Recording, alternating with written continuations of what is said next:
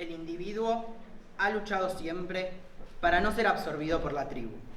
Si lo intentas, a menudo estarás solo y a veces asustado, pero ningún precio es demasiado alto por el privilegio de ser uno mismo. Friedrich Nietzsche. Hola, buenos días a todos. Mi nombre es Felipe Ferrería Castaño y antes de comenzar con la presentación de mi trabajo final, quiero darle la bienvenida a todos a los trabajos finales 2025. Cuando empezamos a investigar qué tema queríamos hacer, no sabía muy bien qué tema hacer, pero sabía que tenía que ser algo social.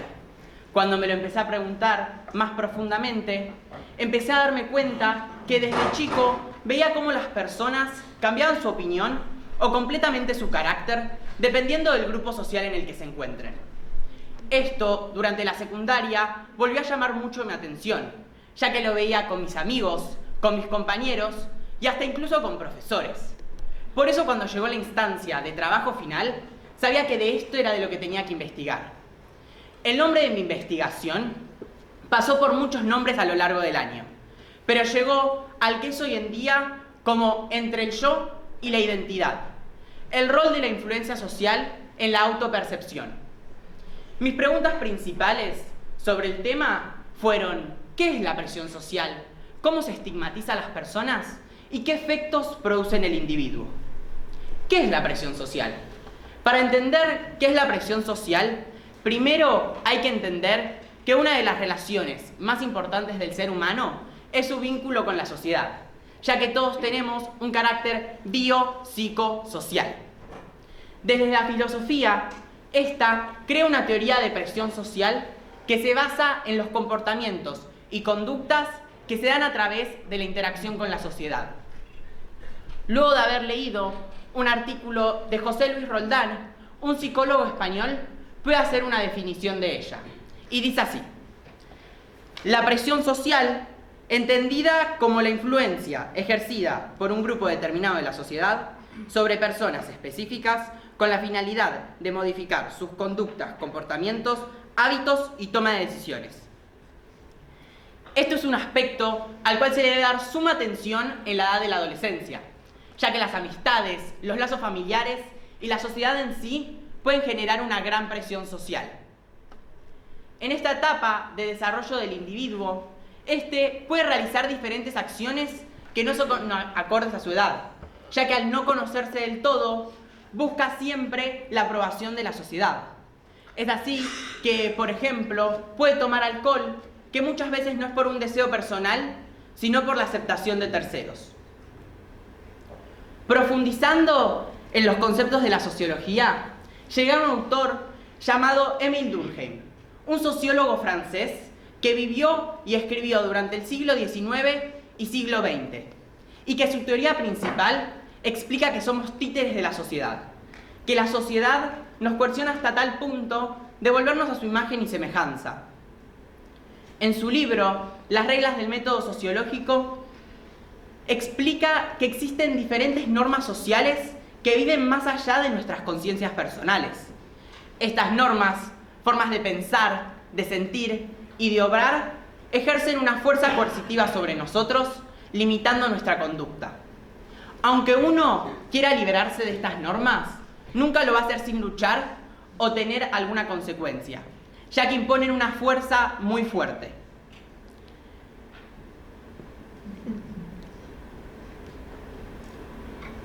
Durkheim a todas las ideas, las creencias y las costumbres las denomina hechos sociales, de los cuales saca tres conceptos que me parece importante hablar. El primero es que son exteriores a nosotros, que están por fuera de nosotros, pero que se nos terminan imponiendo. Como, por ejemplo, el lenguaje, que sin él la comunicación sería muy difícil. En segundo lugar, tenemos que son anteriores a nosotros. Nuestros antepasados crearon ideas completamente formadas, las cuales nosotros respetamos y adoptamos sin saber si es la manera en la que queremos actuar o comunicarnos. Y el último, y más importante para mí, es que los hechos sociales son coercitivos. Pero, ¿qué es la coerción social? La coerción social es la manera en la que tiene la sociedad de premiar y castigar a los diferentes individuos si se adaptan o no a ella. Supongamos que una persona quiere una entrevista de trabajo en pantalón corto. Según los estándares sociales, ir con pantalón corto a una entrevista de trabajo es una forma de mostrar informalidad. Por eso existe una norma que si decide hacerlo puede ser o mal visto o no tomado en serio, recibiendo un rechazo por parte del grupo social. Ahora que definimos qué es un hecho social, me gustaría darles un ejemplo de hecho social, lo que Durkheim denominó como corrientes sociales. Las corrientes sociales son maneras de pensar y sentir que viven en un grupo y no en una persona sola. Funcionan como una fuerza coercitiva que se impone a los individuos. Aunque uno no quiera sentirlo, estando ahí, termina experimentándolo. Pondré un ejemplo. La euforia en diferentes momentos deportivos importantes, como el Mundial. O voy a ser un poco más específico. El Mundial de Qatar de 2022, el cual salimos campeones. A una persona que no le gusta tanto el fútbol, puede emocionarse durante un partido importante por contagio colectivo. En este caso, la emoción cumple el rol de corriente social. Es así que comprendí que la idea de corrientes sociales determina que la sociedad tiene vida propia. Por eso son un tipo de hecho social, porque viven por fuera de nosotros, pero que se nos terminan imponiendo en cierto punto. Si alguien se deja llevar por estas corrientes, no sentirá la presión que ejercen sobre él, pero al primer momento en el que se oponga, sentirá la fuerza a la cual se opuso. Los invito a imaginar conmigo.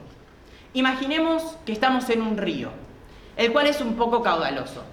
Si nos dejamos llevar por la corriente del río, no sentiremos ninguna dificultad. Es más, iremos a más velocidad. Pero al primer momento en el que nos demos vuelta e intentemos nadar contracorriente, sentiremos una fuerza que se resiste. Entonces, si existe una resistencia que se intenta contraponer a lo que la sociedad nos impone, esta se manifiesta. Pero cuando no está esta imposición, hay una represión interna que tienen los individuos para poder acomodarse a la sociedad. Dicho todo esto, la influencia que nos impone la sociedad es notoria en muchos aspectos de nuestra vida, ya que muchas de las cosas que hacemos, las hacemos en base a buscar aceptación de terceros. En relación a esto último que acabo de contarles, me gustaría profundizar lo que Irving Goffman, sociólogo canadiense del siglo XX, profundizó como en escena y tras bambalinas. En su libro, La presentación de la persona en la vida cotidiana, habla utilizando una metáfora teatral para explicar la interacción social. Goffman define la actuación de las personas como toda actividad de un individuo frente a lo que sería una audiencia. Esto influye en cómo los demás lo perciben. Esta actuación que lleva a cabo puede incluir tanto acciones verbales como no verbales, incluyendo gestos, posturas, formas de vestir, entre otras cosas. La actuación es situacional, es decir, que depende del contexto y del público que se nos presente. Me gustaría profundizar ahora en los dos espacios que antes les mencioné. En escena es el lugar en donde actuamos frente a otros, cuidando nuestra imagen y adaptándonos a las diferentes expectativas sociales que el entorno nos impone, sintiendo la constante presión de pertenecer y ser aceptado.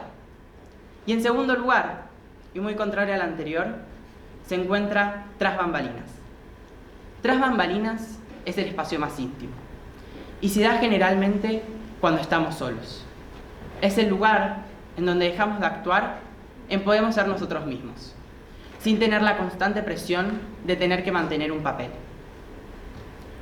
Entonces, según Goffman, la vida social es como una obra de teatro, en la cual adaptamos nuestro comportamiento e imagen al contexto en el que nos encontramos.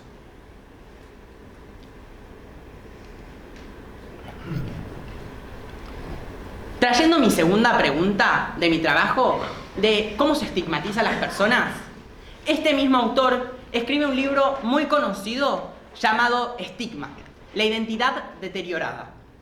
Pero para entender qué es un estigma, nos tenemos que remontar siglos para atrás. Los griegos crearon el término estigma para referirse a diferentes signos corporales que intentaban exhibirlos a los demás como algo malo o fuera del estatus moral de quien los presentaba. Un ejemplo de su época era que por cortes o quemaduras determinaban si la persona era criminal, esclavo o traidor. Más adelante en el tiempo, los cristianos sumaron dos significados metafóricos más al término estigma. El primero eran los signos corporales de la gracia divina que tomaban forma de brotes eruptivos en la piel. Y el segundo se trataba de una referencia médica indirecta sobre los signos corporales de perturbación física de esta religión.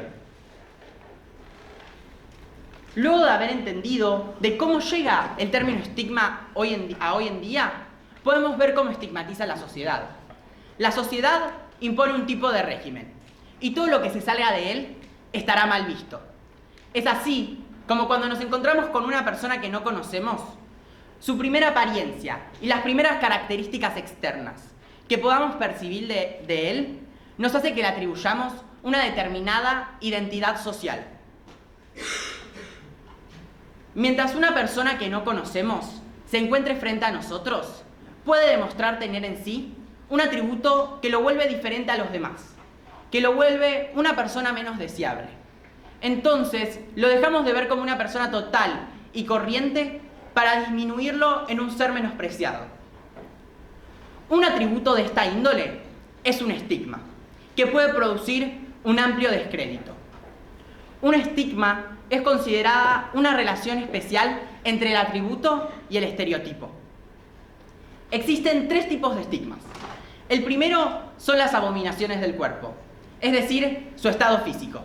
En segundo lugar, tenemos los defectos de la personalidad. Y por último, tenemos los estigmas tribales, que son de la raza, la nación y la religión.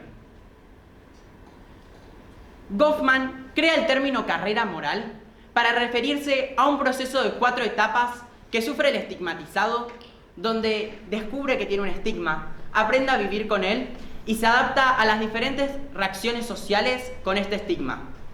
La llama moral, ya que es la identidad moral, es decir, la imagen que se tiene de sí mismo y la que proyecta a los demás. Estas etapas son, en primer lugar, tenemos la ignorancia inicial del estigma, que generalmente es para estigmas no visibles, donde la persona puede crecer sin saber que pertenece a esta categoría del estigma. En segundo lugar, se encuentra el descubrimiento del estigma, que muchas veces es porque la persona es tratada como diferente o inferior, lo que lleva a la tercera etapa, que es la internalización del estigma. La persona empieza a verse diferente o inferior por la visión que tiene la sociedad sobre él. Y lo que se definiría como la última etapa es la adaptación. La persona puede ocultar su estigma o, por el contrario, aceptarlo lentamente. Esta etapa es la más difícil, ya que es donde el individuo se encuentra más vulnerable y cualquier rechazo o crítica puede volver para atrás todo lo avanzado hasta ese momento.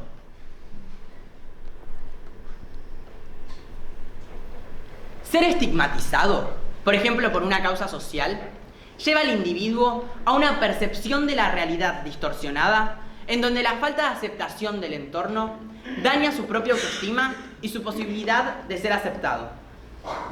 Y ahora los vuelvo a invitar, a imaginar conmigo. Pero en este caso necesito que se pongan en la piel de la persona que voy a narrar. Esta persona es un chico de clase baja en situaciones sociales. Podemos pensar que cuando entra a algún comercio, este chico tiene que ver cómo las personas empiezan a agarrar sus cosas protegiéndose porque creen que él es inseguro o desconfían de él y de su moral. Es así que lo podemos pasar a otra situación, que el chico esté caminando por la calle y cada vez que esté cerca de una persona, esta cruce de calle. Simplemente por el mismo hecho, porque es diferente, porque se desconfía o pensamos que tenemos inseguridad de él. A esto lo determina Goffman como la identidad deteriorada. A modo de conclusión del término estigma, puedo decir que el daño que provoca el estigma a la persona que está siendo estigmatizada se manifiesta en sus interacciones sociales y en la falta de confianza de cómo va a ser tratado.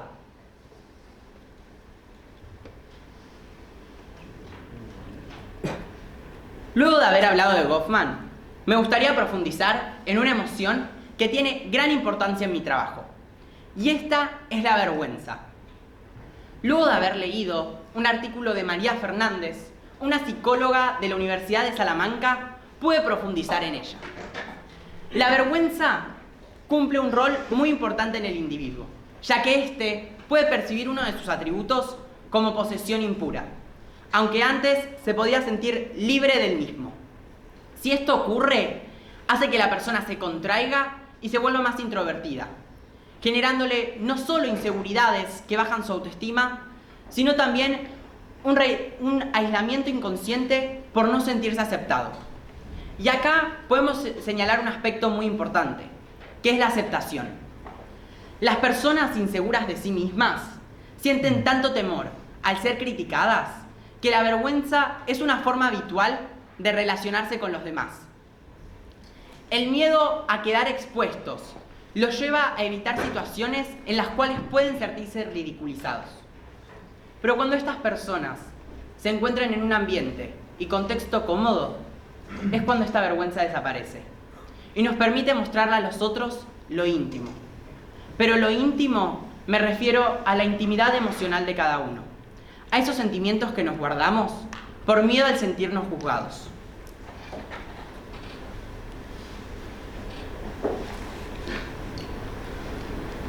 Nuestros ideales claramente se ven influidos por nuestras relaciones con nuestro medio cultural, familiar y vinculares. Durante muchos años, los géneros hombre y mujer estaban impuestos por la sociedad. Es decir, que sus conductas, sus emociones, sus maneras de vestir, entre otras cosas, las imponía la sociedad. Un ejemplo de hoy en día que puedo contarles es el de la masculinidad frágil, que es que un hombre está defendiendo constantemente su masculinidad porque teme parecer débil, sensible o menos hombre. La vergüenza surge al imaginarnos que otros nos consideran inferiores. Es decir, que muestra una sensación de ser insuficientes, no solo estaría en nuestra propia mente, sino también en la de los demás. Luego de haber leído todo esto, puedo entender que la vergüenza, en cierta medida, cumple una sana función, social y psicológica, ya que nos permite mantenernos resguardados de la hostilidad del mundo exterior. Cuando decidimos no seguir nuestro pensamiento y terminamos sucumbiendo ante las influencias sociales, al estar solos, sentimos que no nos reconocemos. Comprendemos entonces que el dejarnos influenciar provoca más sufrimiento que por lo que hemos hecho. Frente a esto, el lenguaje aparece como una herramienta fundamental. ¿Por qué? Porque permite hacer más real mi subjetividad. Eso que nos provoca alegría, tristeza, enojo, al poder sacarlo a través del lenguaje, es una manera, además de que nosotros nos conozcamos, que los demás nos conozcan. Es poder poner en palabras eso que nos da bronca y sacar de nuestra mente y cuerpo lo que sentimos. Por eso considero que no solo hablando con los demás, sino también con uno mismo, es una gran manera de autoconocerse. Luego de haber investigado todo esto, necesitaba buscar estos conceptos en la realidad. Y es así en lo que basé mi práctico. Mi práctico está dividido en dos partes. La primera fue asistir al Centro Comunitario Renuevo en Villa Martelli, un barrio del sector popular. Aquí ayudan de manera alimenticia y en apoyo escolar a nivel primario y nivel secundario.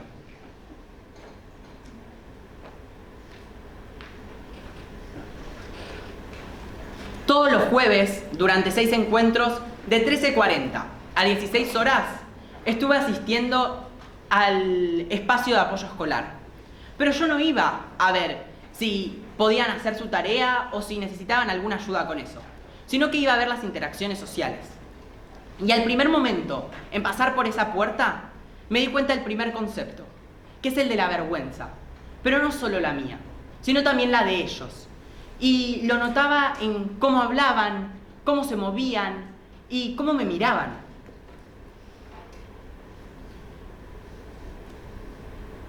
Mediante pasaban los encuentros, pude ir teniendo un mejor vínculo con ellos, con unas interacciones más duraderas. Pasando a mi segundo práctico constó en asistir al Olivos Rugby Club, más conocido como el ORC. Aquí estuve observando entrenamientos de chicos de 14 y 15 años. Luego de haber pasado por el primer práctico, sabía que en este también tenían que ser 6 encuentros. Entonces, todos los jueves de 18:30 a 20:30 horas estuve asistiendo a este lugar. Fui con el mismo objetivo. Y nuevamente el primero que se me apareció fue el de la vergüenza.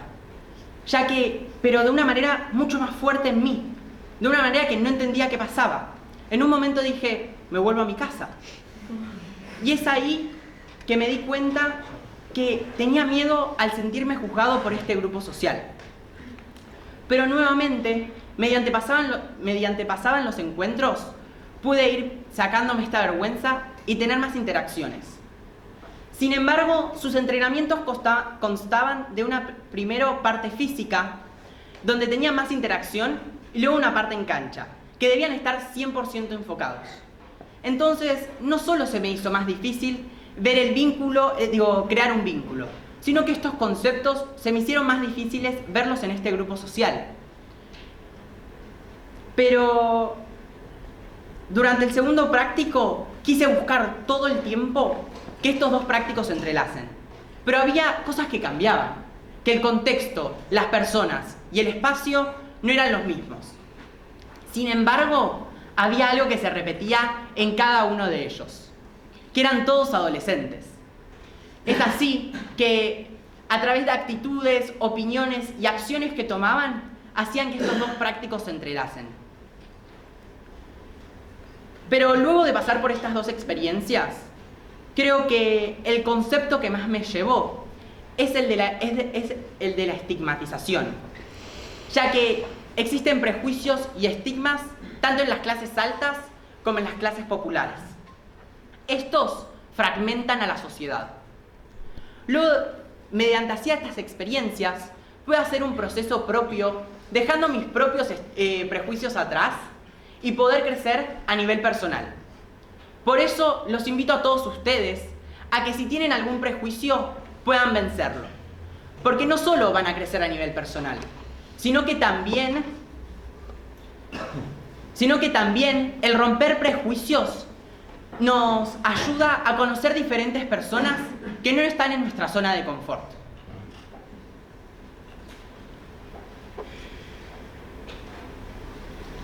Antes de pasar a mi conclusión, me gustaría agradecerles a mis dos tutores, a Juanza y a Ale, por ayudarme durante todo el proceso de mi trabajo. Ahora sí, para empezar a introducirme en el final de mi trabajo, voy a retomar la idea de que los adolescentes son más influenciables. En la adolescencia, la identidad del individuo está en construcción, buscando sus maneras de pensar, sentir y obrar en el mundo, creando su propia percepción de él mismo. Acá, la sociedad juega un papel muy importante, porque muchos adolescentes buscan las opiniones y acciones de los demás y las adoptan creyendo que es la manera en la que tienen que actuar para convivir con otros.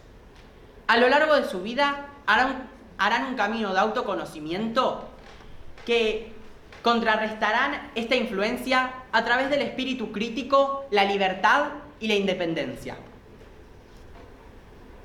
En segundo lugar, me gustaría traer nuevamente a Durkheim. Durkheim fue un visionario, que no solo logró entender la sociedad de ese entonces, sino que logró plasmar muchos aspectos, muchos conceptos que hoy en día construyen arquetipos de la sociedad. Sin embargo, él pensaba que nuestra libertad era muy poca. Y yo no creo así. Yo creo que tenemos mucha libertad, pero que muchas veces tendemos a ocultarla, mostrándonos más vulnerables, dejándonos influenciar más, perdiéndonos a nosotros mismos. Durante todo mi trabajo, fui una persona crítica con la sociedad. Pero sin embargo, esta influencia no siempre es negativa, sino que muchas veces es positiva. Y lo podemos ver, por ejemplo, en la educación. Cuando esta es buena, permite a la persona salir al mundo preparado para enfrentar los problemas que se le presenten. O podemos pensar que la influencia positiva, a través de ciertas normas que la sociedad establece como reglas de conducta, ayudan a vivir en comunidad. Aquí aparece el sentido de pertenencia, que nos hace sentir que formamos parte de un grupo, donde el apoyo y solidaridad ayudan a nuestra autoestima e identidad, ya que nuestro grupo puede buscar el cuidado mutuo, fortaleciendo nuestros lazos vinculares. La influencia positiva actúa como un motor que favorece el progreso personal. Al rodearnos de ejemplos constructivos, de palabras de aliento y motivación, y de entornos que favorecen nuestras capacidades, es aquí donde se forma en la persona una mayor capacidad para enfrentar obstáculos. Si tengo que concluir en algo, es que mientras más nos conozcamos a nosotros mismos, el rol de la influencia social se debilitará cada vez más, afectando en una menor cantidad a nuestra autopercepción. Muchas gracias.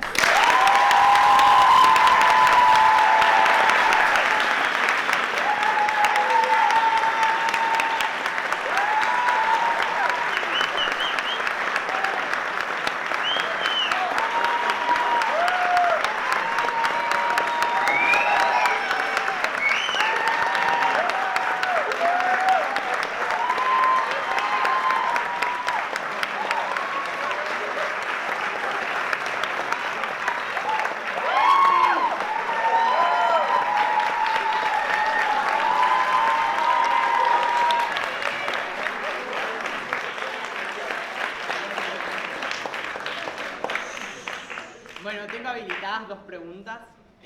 Sientan la libertad de preguntar si quieren.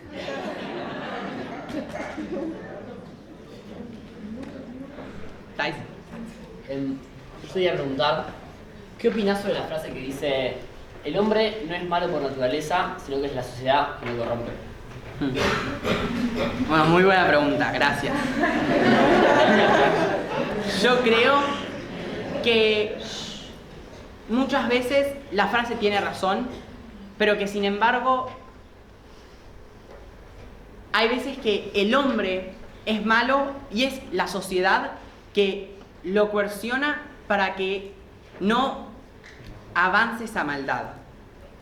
Por eso creo que la frase en cierto punto tiene razón, pero que en otro es donde nace del individuo esta maldad y no de la sociedad, que es la que lo ayuda a mejorar. ¿Sí? En tu trabajo y en los prácticos que hiciste, ¿cómo viste la estigmatización y la discriminación de la sociedad? Si podés, Sí. Seguramente lo sentiste dentro de la vergüenza y esas cosas.